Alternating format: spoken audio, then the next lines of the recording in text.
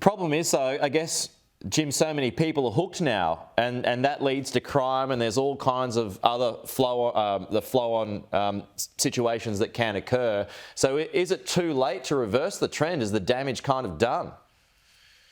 Well, first off, we can never lose hope. There's too many people struggling with an addiction and too many family members who are helping them for us to give up.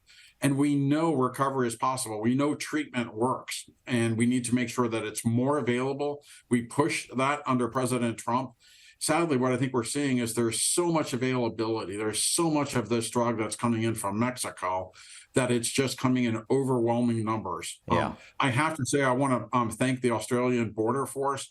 They've done a tremendous job across the world, not just there, but really across the world, working with the US, UK, Canada, New Zealand, in terms of making sure that there's a global effort to stop the flow of illegal drugs into these countries. We work well together with Australian Border Force. Commissioner Altram has done a great job of making sure that your country is united in their efforts. And quite frankly, I think we can follow their lead. So how are they being smuggled? I mean, what are the creative ways that the Mexican? I mean, we know the cartels are so powerful. They're so powerful that you cut the head off a snake, another one grows back. We've known this from other types of drugs for years and years and years now. So I mean, if it's not the border, I'm assuming it's through cars, it's through planes. I mean, it's coming from everywhere. It is. It's everywhere. You just said it. It's, they're cutting off pineapples and stuffing it inside a pineapple and disguising it as fruit. They're putting it inside cardboard, corrugated cardboard, the little channels within cardboard, and dropping it in there. There's an all-out effort to get it into the U.S. because it is so profitable. We have to continue to reduce our demand for it in the U.S. and not make it such a profitable idea for these terrorist cartels to send it here.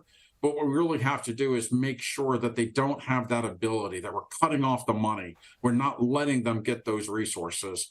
And I think that's really how we're going to cut off the head of the snake and again until the snake is dead. Right. You saw Nikki Haley there. I mean, she's talking about declaring the cartels terrorist organizations. Donald Trump, Ron DeSantis, they're talking about taking war to Mexico. And Donald Trump had even previously considered firing a missile into the cartels. I'm sure this kind of verbiage plays well locally, but is it smart, war with Mexico?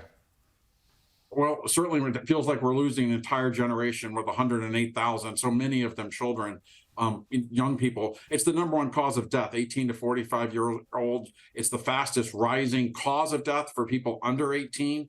It feels like we're losing a generation. There's bipartisan support to declare it a weapon of mass destruction. It's bipartisan support to have these folks declare it foreign terrorist organizations. And I think really we can put the rhetoric aside. What we really need is action. And that's really what we need to focus to reduce the problem. Could you send Marines in, Jim? Would I send the Marines in? There's probably a long list of people I would send in. The Marines are certainly capable. I wouldn't mind having the Australian Border Forces back up. But I mean, even Defence Force, even Navy, whatever. I mean, could you send armed forces into Mexico? I mean, I'm sure the Mexicans would not like that at all. Yeah, I mean, obviously that's declaring war in another country. Yeah. That's invading another country. That's right. Yeah. And so I don't mean to make light of it. But in all seriousness, what we know are these are foreign terrorist cartels. They're operating in another country. They're sending what I would say are weapons of war to the U.S. With someone dying every 5 minutes. How, if this was 12,000 people in Australia dying, you'd have a lot of parents ready to take some pretty extreme action. You're right. On our end, extreme action also includes greater treatment, greater prevention, and greater stopping it at the borders. We could stop it at the borders and not have to go into Mexico if we were really serious about deciding what is coming into our country. The immigration issue is separate. Who's coming into the country can be someone else.